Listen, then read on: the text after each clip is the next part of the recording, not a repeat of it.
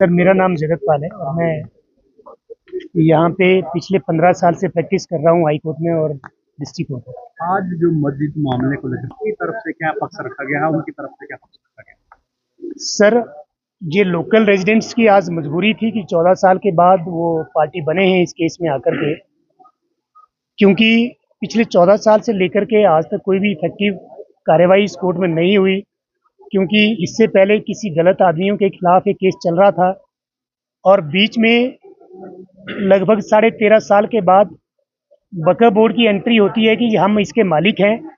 लेकिन आज जब कमिश्नर साहब ने कोर्ट में वक्फ बोर्ड से ये पूछा कि 13 साल तक जो हुआ, क्या आपको उसके बारे में जानकारी है, तो उसका उन्होंने कोई जवाब नहीं दिया।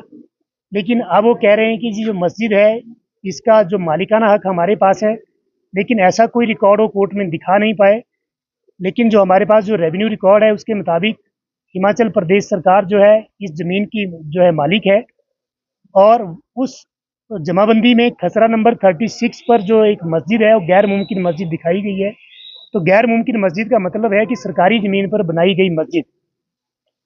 तो हमारा यही कहना है कि एनक्रोचमेंट को लेकर के हम किसी संप्रदाय के बारे में बात नहीं करते। मैं एडवोकेट हूँ, मेरे लिए हिंदू मुस्लिम सिख ईसाई सब बराबर है, और हमने अपनी 20 पेज की एप्लीकेशन में कहीं पे भी हिंदू और मुसलमान शब्द का हमने यूज़ नहीं किया है। हमने सिर्फ इलीगल और अनऑथराइज कंस्ट्रक्शन के बारे में बात की है। वो किसी की भी हो, वो टूटनी चाहिए as per the bylaws of the MCs, क्योंकि जब एक लेमैन कोई लीगल और अनऑथराइज कंस्ट्रक्शन करता है तो उसका भी टूटता है।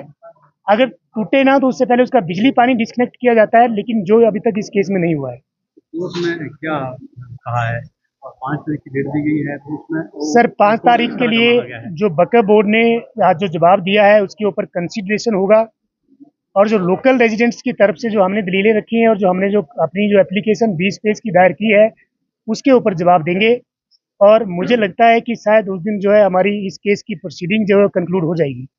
जिस तरह की 20 पेज की आपने वहाँ पे एप्लीकेशन यहाँ पर दी है और उसमें अन्य गतिविधियां भी होती है, तो कुछ ऐसी मेजर जो सर देखिए, हमने कोई ऐसी गतिविधि नहीं लिखी है जो किसी भी कम्युनिटी को लेकर के स्पेसिफिकली हो।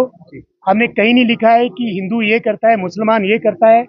हमारा जो ग्रीवांस है वो सबके लिए है, वो हिंदू मुस्लिम सिख ईसाई सब धर्मों के लिए है।